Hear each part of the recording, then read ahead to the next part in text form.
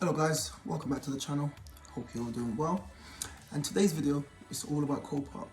I'm going to be giving you some easy tips on how to get the best cars, what type of cars to get, what's the difference between Cat N, Cat S, Cat D, Cat C, and most importantly, what to look out for when you're buying cars off Copart. Because as I've found that in the past, it's an easy way to lose a lot of money and it really burns when you get it wrong. So stay tuned, watch the movie, tell me what you think. Peace. So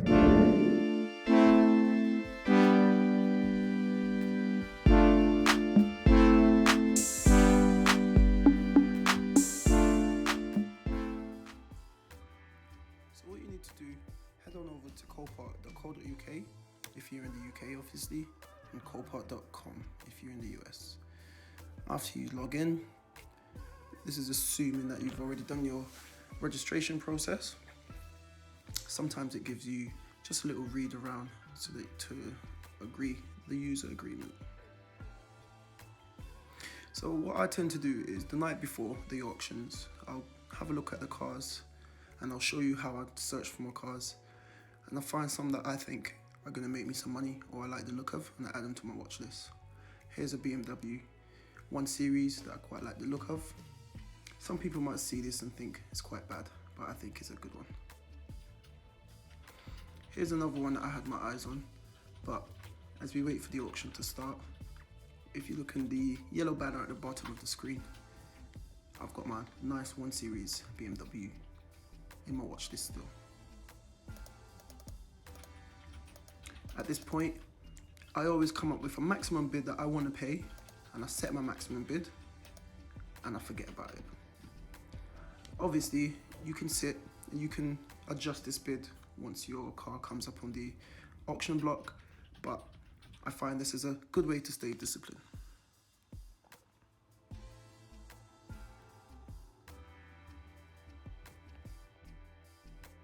So what I tend to do is I choose the closest branch of Copart that's the closest to my house, to my home address, and I always just go to see. You can search for them and see all the cars that they've got listed for sale in the next auction. It could be the next day, it could be the following day after that. You choose what date of the auction you want to have a look at all the vehicles that they've got. And if you look along the side, on the left side of the screen, you'll see you've got a lot of filters there that you can use. And what I tend to do is I tend to get a lot of Cat N cars.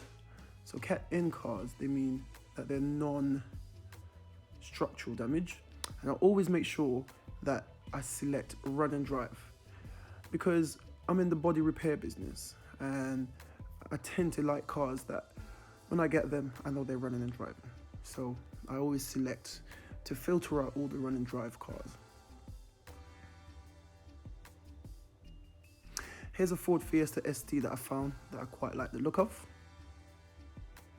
This was actually going today. It's had a burnt interior. It's only got 45,000 miles on the clock. It's got the run and drive. It's got a pre-accident value of 5,900 and it's got the V5 on file. So V5 on file means that it comes with the logbook. It says it's got windscreen damage and a burnt interior.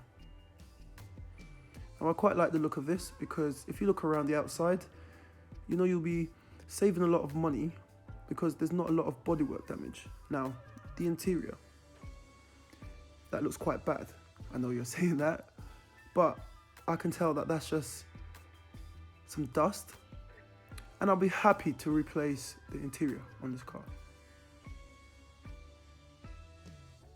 The wheels are all good, hardly any damage on the outside. Category N, so I know there's it's non-structural damage, so there's not any damages that I need to be worrying about in terms of the drivetrain. The engine's good because it runs and drive. Here's another one. Now this is one I actually bought a while back.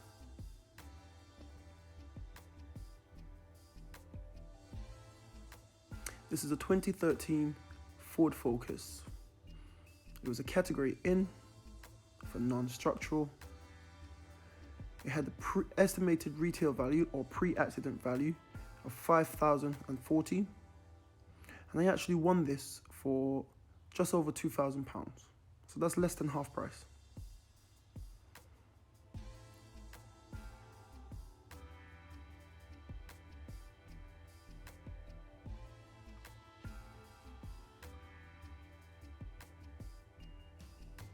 Now here's a breakdown. You must always remember the cost price or the sale price when you win it at the auction. You would always have to pay the buyer's premium fee, and they charge around 15 to 20% of that. So I ended up paying £2,414 all in after paying for the fees, buyer fees and loading fees. So here we go back to the live auction for today and have a look, and I'm still winning that lovely BMW 1 Series for £1,300.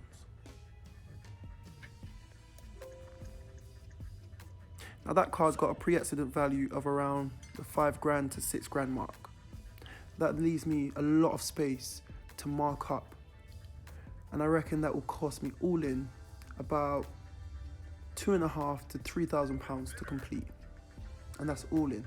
And that's to complete into a very high and safe standard. That then leaves a £2,000 to £3,000 gap to make some profit.